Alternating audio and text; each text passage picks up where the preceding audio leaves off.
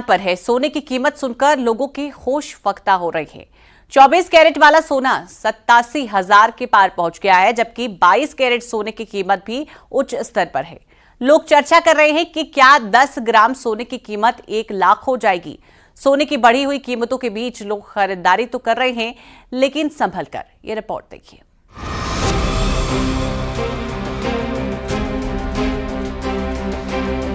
सोने की कीमत उड़ा देगी होश। 90,000 प्रति 10 ग्राम तक पहुंची कीमत। कहीं खरीदारी जारी तो कहीं शोरूम खाली। सोने की ज्वेलरी खरीदने के लिए सोच रहे हैं तो जरा गौर कर लें। बाजार में गोल्ड की कीमत आपके होश उड़ा देगी। सोने की कीमतें इन दिनों सबसे ज्यादा उछाल पर हैं। 1925 में 18 रुपए था सोने का रेट। 2025 में 22 कैरेट सोना 80,000 ही हो गया है। 5 वर्षों में सोने की कीमतों में जबरदस्त इजाफा हुआ है। अंतर्राष्ट्रीय बाजार का सीधा असर सोने की कीमतों पर पड़ रहा है। 20 से 25 दिनों में अंतर्राष्ट्रीय बाजार में उथल पुथल का सीधा असर सोने की कीमत पर पड़ा है। 4 महीनों में सोने की कीमत में प्रति 10 ग्राम 26,000 से ज्यादा की बढ़ोतरी हुई है। एक तरफ सोने की कीमतें बढ़ रही हैं तो दूसरी तरफ महिलाएं कह रही हैं गोल्ड गर्ल्स की बेस्ट फ्रेंड हैं। सोना रोजाना नए रिकॉर्ड बना रहा है। तो सितंबर में सोना तकरीबन 64,000 रुपये के आसपास था और आज की तारीख में ये 80,000 क्रॉस कर गया है। तो मान लीजिए अगर 26,000 रुपये ये 4 महीने में हुआ है तो काफ़ी और चीज़ें बढ़ेंगी। बट व्यक्तिगत रूप से अगर आप पूछें तो एक निर्धारित दिनांक नहीं बता सकते हैं कि ये कब तक रहेगा। बट ये है कि चीज़ें उथल पुथल रहेंगी और अगर भविष्य में ये कम भी होता है तो ऐसा नहीं है कि 80 से सीधा 70 पहुंच जाएगा या 65 पहुंच जाएगा। 1,000-2,000 रुपये में हम समझ सकते हैं कि चीज़ें कम होंगी, लेकिन उतनी कम नहीं होंगी जितना हम लोग सोच के बैठे हैं कि नहीं यार 65 हो जाएगा या 70 हो जाएगा। वो पॉसिबल नहीं है। सोना ऑल टाइम रिकॉर्ड हाई पर पहुंचा है। MCX पर सोना पहली बार 86,000 के पार निकला है। वहीं कॉमेक्स पर सोना $2,690 प्रति औंस के पार निकला है।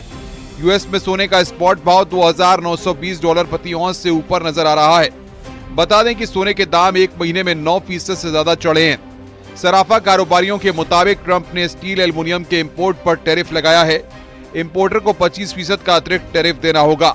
बता दें कि सोने के दाम एक महीने में 9% से ज्यादा चढ़े हैं। कोई ओकेजन है तो फिर तो लेना है। No choice, we don't have any option left out here.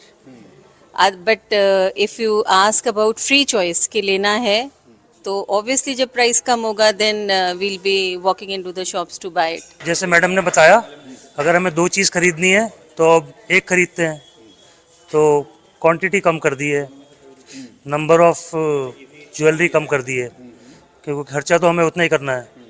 हाँ, क्योंकि कमा तो हम उतना ही रहे। हाँ, लेकिन अब कोई जैसे ओकेजन आता है तो दिलवाना भी पड़ता है। अमेरिका और चीन के बीच हुए ट्रेड वार का असर सोने के दामों पर दिखाई दे रहा है।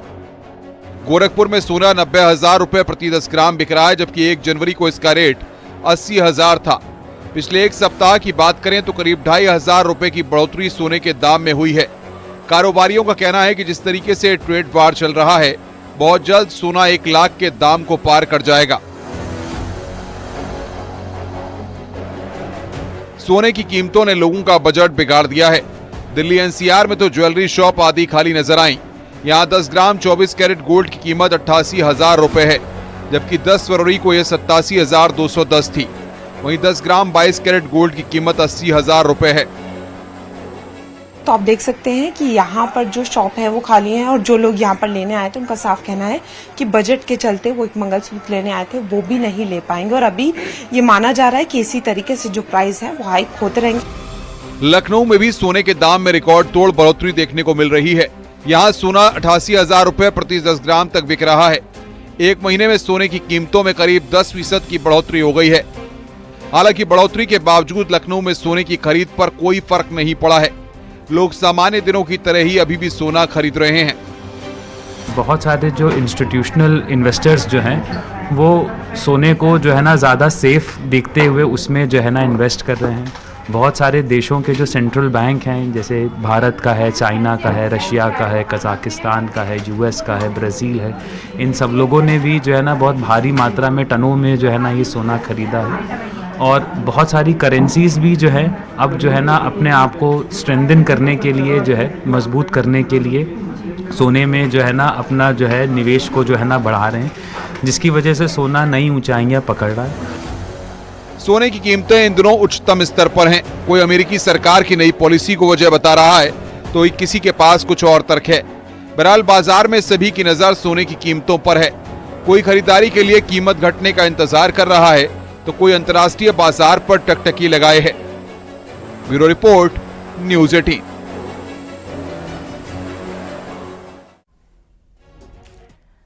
और जम्मू कश्मीर के तेज गेंदबाज आकिब नबी रणजी सीरीज में नई सनसनी बनाकर उभरे हैं। इस सीजन में अब तक 44 विकेट ले चुके हैं। स्विंग और तेज रफ्तार की महारथी आकिब को नया नाम मिला है, बारामूला एक्सप्रेस का।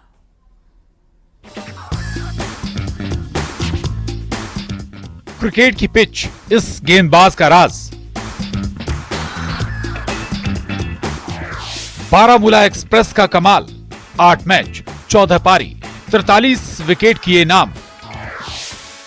कौन सा रिकॉर्ड किया अपने नाम? रणजी ट्रॉफी में दौड़ी बारामूला एक्सप्रेस। बारामूला एक्सप्रेस जब क्रिकेट की पिच पर आती है तो लोग कहते हैं इस जांबाज गेंदबाज के सामने अच्छे अच्छे बैट्समैन के पसीने छूट जाते हैं। जम्मू कश्मीर के 29 साल के आकिब नबी क्रिकेट की दुनिया का उभरता हुआ सितारा है, जिनकी गेंदबाजी ने रणजी ट्रॉफी में कमाल कर दिखाया। 8 मैचों की 14 पारियों में 43 विकेट झटके। ऐसे ही नहीं, इन्हें बारामूला एक्सप्रेस कहा जाता है। हम उम्मीद यही करते हैं कि वो आगे बढ़े और जीते मैच और सेमीफाइनल और फाइनल में चले जाएं। ये हमारी ख्वाहिश है कि पहली बार आज जम्मू कश्मीर सेमी में इंटर करने जा रहा है। अब रब तक है कि क्या करेगा, वो सब उसी के तक है। इंशाल्लाह हम भी कोशिश करते हैं कि मैच जीते और आगे बढ़े। बहुत इसने स्ट्रगल की इसके लिए, वहाँ तक पहुँचने के लिए। वहाँ तक पहुँचना आसान नहीं है। इस वक्त 1,40,000 आबादी जम्मू कश्मीर और वहाँ 10 खिलाड़ी खेलना, इस जगह पहुँचना वो बहुत बड़ी बात है हमारे लिए। बहुत बड़ी बात है हमारे लिए। अल्लाह का शुक्र है और उनका भी शुक्र है जिन्होंने इसको साथ दिया, खास इसके सिलेक्टर्स, इसका कज़न भाई है जोलो, उसने भी बहुत मेहनत की इस पे। रणजी ट्रॉफी में 43 विकेट झटककर परिवार का नाम ही रोशन नहीं किया, बल्कि अपने नाम नया रिकॉर्ड भी कर लिया है। जम्मू कश्मीर के लिए एक सेशन में सबसे ज्यादा विकेट लेने वाले खिलाड़ी भी बन गए हैं आकिब नबी। आकिब नबी ने रणजी ट्रॉफी के मौजूदा सीजन में 8 मैचों की 14 पारियों में 43 विकेट अपने नाम किए। इसमें 6 बार 5-5 विकेट शामिल हैं। केरल के खिलाफ क्वार्टर फाइनल मुकाबले में आकिब ने 5 विकेट लेकर ये रिकॉर्ड भी अपने नाम किया है। एक छोटे से गांव से निकलना और एक ऐसी स्टेज पे परफॉर्म करना जहां पे आपके नेशनल सेलेक्टर्स की नज़र रहती है जी। और हम बहुत खुश हैं उसकी परफॉर्मेंस से, जिस हिसाब से वो एज एन आउटशाइनेड बॉलर इस रणजी ट्रॉफी में उभर कर आया है जी। कैपेबिलिटी तो बहुत है माशाल्लाह उसके पास। अगर कैपेबिलिटी नहीं होती तो यहाँ तक मुझे नहीं लगता यहाँ तक पहुँच पाते, या ये जो रिकॉर्ड अभी उन्होंने तोड़ा है 44 विकेट्स पे, अभी जो है वो सबसे ज़्यादा विकेट्स एक सीज़न में लिए हैं। उससे पहले जो है परवेज भाई थे लगभग 3-4 साल। उसके बाद जो आकिब नबी ने उसने हाल ही में वो रिकॉर्ड तोड़ा है। अगर कैपेबिलिटी नहीं होती तो यहाँ तक तो थोड़ी ना आता। कैपेबिलिटी है, इंशाल्लाह बस मौका एक चाहिए। इतने शानदार प्रदर्शन के बाद भी आकिब नबी को आईपीएल के किसी टीम ने नहीं खरीदा और ना ही आकिब का चयन इंडिया ए टीम में हुआ है। लेकिन आकिब नाउम्मीद नहीं हुए हैं। उनका सपना है कि वो क्रिकेट की दुनिया में नया मुकाम हासिल करेंगे। तो बारामूला एक्सप्रेस आने वाले दिनों में क्या नया कमाल दिखाती है, वक्त बताएगा। Bureau report, news 18।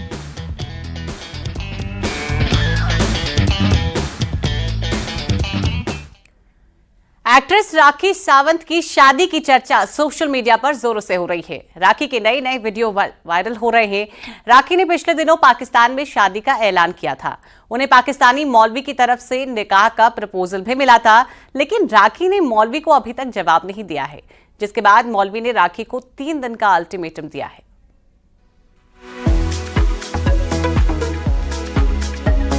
विवादों की क्वीन राखी सावंत किसी न किसी वजह से चर्चा में बनी रहती हैं। राखी के मुताबिक उन्होंने 2 शादियां की, लेकिन दोनों में से एक भी नहीं चल पाई। अब एक बार फिर से उनकी शादी की खबरों को हवा मिल रही है। राखी खुद सोशल मीडिया पर काफी एक्टिव है। उनके नए नए वीडियोस भी सामने आ रहे हैं। फिलहाल उनकी तीसरी शादी की खबरों ने जोर पकड़ लिया है। राखी कुछ दिन पहले ऐलान कर चुकी थी कि वो पाकिस्तान में शादी करना चाहती हैं, जिसके बाद वहां के एक्टर डोडी खान के साथ उनका नाम जुड़ने लगा। वहीं जैसे ही पाकिस्तान के मौलवी मुफ्ती अब्दुल कवी के कानों में राखी की पाकिस्तान में निगाह करने की खबर पड़ी तो उन्होंने भी अपना दावा ठोक दिया। एक टीवी इंटरव्यू के दौरान दोनों की बात भी हुई। दोनों ने 14 फरवरी के दिन दुबई में मिलने की बात भी की थी, लेकिन अब मौलवी कबीर साहब को लग रहा है कि राखी ने उसके बाद उनसे कोई बात नहीं की। उन्होंने तो राखी से निकाह की तैयारी कर ली है, लेकिन राखी की तरफ से निकाह की तैयारियों पर कोई बात नहीं हो रही, न ही राखी ने उनसे संपर्क साधा है। अब ऐसे में मौलवी साहब भी थोड़ा सा असमंजस में पड़ गए हैं। उनका निकाह का पक्का इरादा है, बस राखी की तरफ से हामी का इंतजार है। वहीं मौलवी अब्दुल कवी ने राखी को 3 दिन का अल्टीमेटम भी दे दिया है। अगर 14 फरवरी तक राखी निकाह के लिए हाँ नहीं कहेंगी तो फिर उन्हें भी अपना फैसला बदलने के लिए मजबूर होना पड़ेगा। अगर राखी का कोई जवाब नहीं आया तो फिर वो निकाह की बात आगे से नहीं करेंगे। मौलवी कवी ने तो हनीमून का प्लान तक बना डाला था। वो राखी को हनीमून के लिए जापान ले जाना चाहते हैं। अब फैसला राखी पर है। पिछले दिनों राखी ने निकाह के लिए उनसे कुछ शर्तें भी रखी थी। राखी ने अब्दुल कवी से कहा था कि उन पर 6 से 7 करोड़ का कर्ज है। अगर शादी करनी है तो ये कर्ज उतारना पड़ेगा।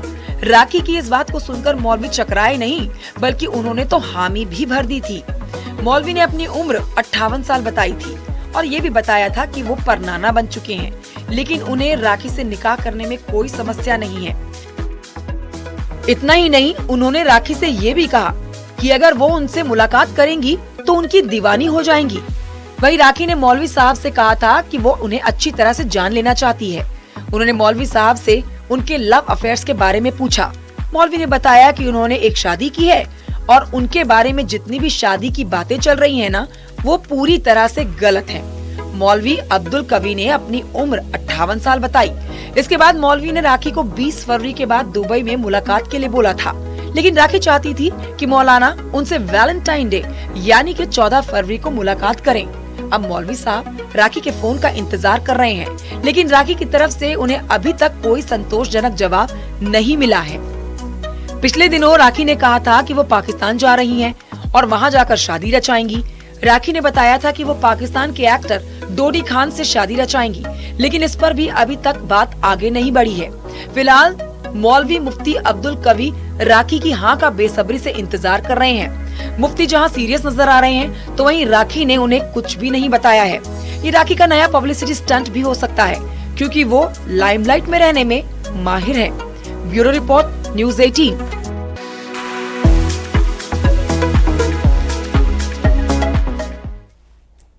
तेलंगाना से एक अजब गजब मामला सामने आया है। यहाँ 2 पड़ोसियों की बिल्ली के मालिकाना हक पर तकरार हो गई, जिसके बाद मामला पुलिस तक पहुंच गया। बिल्ली के बालों के नमूने लिए गए और अब लैब टेस्ट से पता चलेगा कि बिल्ली का असली मकान मालिक कौन है।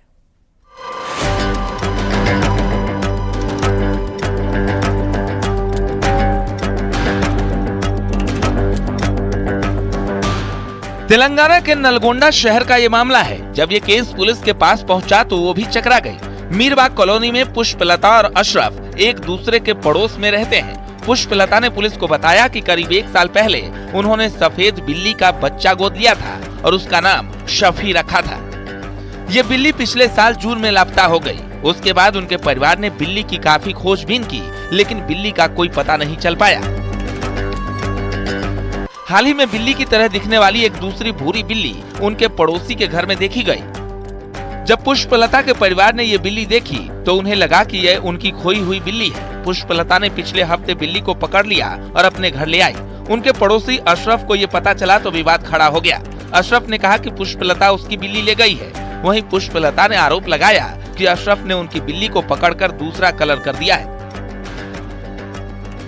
इसके बाद मामला पुलिस थाने तक भी पहुंच गया। पुष्पलता ने पुलिस स्टेशन में मामला दर्ज करवाया। जिला पुलिस अधीक्षक ने मामला सुलझाने के आदेश दिए। पुलिस ने इस मामले में बिल्ली को थाने ले जाकर दोनों परिवारों को बुलाया। पुलिस फोरेंसिक टीम के माध्यम से ये पता लगाने की कोशिश कर रही है कि बिल्ली का असली मालिक कौन है। पशु चिकित्सा अधिकारी ने बिल्ली के बालों का नमूना लिया और उसे फॉरेंसिक प्रयोगशाला में भेजा गया। रिपोर्ट आने में 2 से 3 दिन का समय लगेगा और बिल्ली को उसे असली मालिक को सौंपा जाएगा। Bureau report, news 18।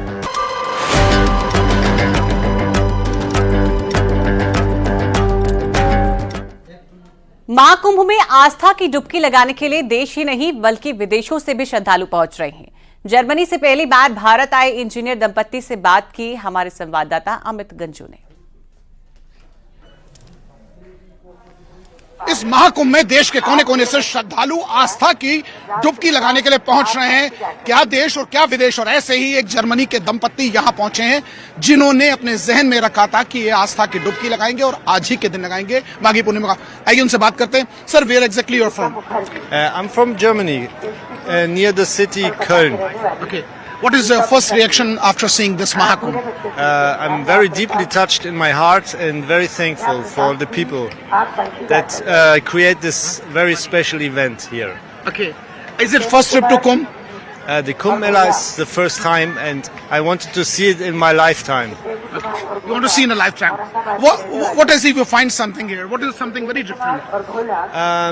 It's just the spiritual life, that it's spirituality is integrated in the life here so deeply. It's beautiful to see that. Happy with the arrangements of government have done here? Absolutely, they've done a marvelous job, and I'm very impressed by this organization. It's marvelous. It's a marvelous work. What do you want to say with the people of India? I just want to wish them good fortune and good cooperation with all the other countries. Can you spell out Har Har Mahadev? Har Har Mahadev. Har Har Mahadev. Mahadev. Mahadev. Okay. आप देख सकते हैं कि वो Germany के दंपत्ति हैं जो इंजीनियर हैं और स्पेशली अपनी वाइफ को लेकर यहाँ आए और इस महाकुंभ में पहुंचने के बाद उन्हें अच्छा लगा। उन्होंने कहा कि यहाँ के लोगों का व्यवहार उन्हें अच्छा लगा और इन जो योजनाएं थी, ये पूरे इंतजामात को देखकर ये प्रसन्न दिखे बिजनेस। अपू पाठक के साथ अमित गंजू, न्यूज़ 18, कुंभ, प्रयागराज।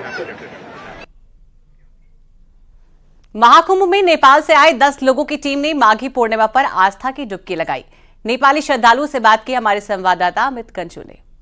पूर्णिमा पर देश के कोने कोने से श्रद्धालुओं का तांता लगा हुआ है। सुबह 4 बजे ब्रह्म मुहूर्त से इसकी जहां एक और शुरुआत हुई तो लगातार ये बिना रुके जारी है। आप देख सकते हैं जहां तक कैमरा की नजर जा रही है, ये घाटों से होके लोग अपने घरों के लिए प्रस्थान कर रहे हैं और क्योंकि ये महापर्व को कोई छोड़ना नहीं चाहता। जहां तक कैमरे की नजर जा रही है श्रद्धालु यहाँ पहुंचते चले आ रहे हैं और आप देख सकते हैं। कहाँ के हैं सर? नमस्ते। कहाँ से हैं? जी मैं नेपाल से हूँ। नेपाल से कितने लोग आए आप लोग? हम तो फिलहाल अभी 2 लोग आए हैं, हालांकि और भी हमारे दोस्त लोग आगे जा चुके हैं। कैसा लगा यहाँ आके सर? अद्भुत, अच्छा लगा जी, बहुत अच्छा लगा। और नेपाल से इस भारत के कुंभ को देख के क्या कहेंगे आप? अब हाँ, एक धार्मिक रेवोल्यूशन वहाँ पे भी फिर से एक बार होना पड़ा है ना, जैसे कि अभी तो अगर नेपाल की भाषा में कहा जाए तो यहाँ के कैसा लगा? एकदम ही राम, एकदम ही राम। एकदम आप देखिए कहाँ से ma'am? I'm from Nepal. Nepal से कैसा लगा आप? बहुत अच्छा लगा। ये राधे राम सब लगा अच्छा लगा? व्यवस्था कैसी लगी सर? बहुत अच्छा है। तो हाँ जी, हम लोग आए तो आप हर हर महादेव बोल दीजिए सब। हर हर महादेव। अगर नेपाल की भाषा में हर हर महादेव बोला जाए? मैं गंगानगर डिस्ट्रिक्ट राजस्थान से। कैसे बोला जाएगा हर हर महादेव? हर हर महादेव तो वैसे ही है जी, जी ऐसे ही बोले। यहाँ के संतुष्ट हैं आप लोग सब? जी यहाँ सिक्योरिटी बहुत अच्छी है। देख सकते हैं कि नेपाल से चल के यहाँ लोग आए और यहाँ की व्यवस्थाओं को देखकर अतोत्साहित दिखे और उनको एक अच्छी यहाँ फीलिंग्स हुई, एक पॉजिटिव वेव्स मिले और यहाँ से उनका कहना है कि उन्होंने अपनी नेपाली भाषा में कहा कि यहाँ आके वो खुश दिखे। जर्नलिस्ट अपू पाठक के साथ अमित गंजू, न्यूज़ 18, कुंभ, प्रयागराज। भदोही में बीजेपी शीर्ष नेतृत्व के निर्देश पर कार्यकर्ता और नेता महाकुंभ में श्रद्धालुओं की सेवा में जुटे हुए हैं। वाराणसी प्रयागराज हाईवे पर सेवा शिविर स्थापित कर श्रद्धालुओं को निःशुल्क भोजन, प्रसाद, पानी और अन्य आवश्यक सुविधाएं प्रदान की जा रही हैं। लंबी यात्रा कर प्रयाग पहुंच रहे श्रद्धालुओं का इस सेवा शिविर में विश्राम कर भोजन प्रसाद ग्रहण कर रहे हैं, जिससे उनके चेहरे पर संतोष और खुशी झलक रही है। भदोही प्रयागराज बॉर्डर के ऊंच क्षेत्र में नेशनल हाईवे 19 पर बीजेपी नेता और जिला पंचायत सदस्य मुनेश्वर प्रसाद गुप्ता द्वारा ये सेवा शिविर संचालित किया जा रहा है। राष्ट्रीय अध्यक्ष माननीय श्री जेपी नड्डा जी के दिशा निर्देश पे जो है ये शिविर चलाया जा रहा है। तो पार्टी का दिशा निर्देश है कि जो भी बाहर के यात्री हैं उन्हें कोई भी असुविधा न होने पाए, तो पार्टी के जो है हम लोगों ने ये शिविर लगा के रखा है। जो बाहर के लोग आ रहे हैं उनके लिए सारी व्यवस्था निःशुल्क किया गया है, भोजन पानी दवा की जो है। तो परिवहन मंत्री दयाशंकर सिंह ने माघी पूर्णिमा के मौके पर गंगा में आस्था की डुबकी लगाई। डुबकी लगाते समय पानी में कार्यकर्ताओं के साथ स्नान किया। बलिया मालतीपुर गंगा घाट पर स्नान किया है।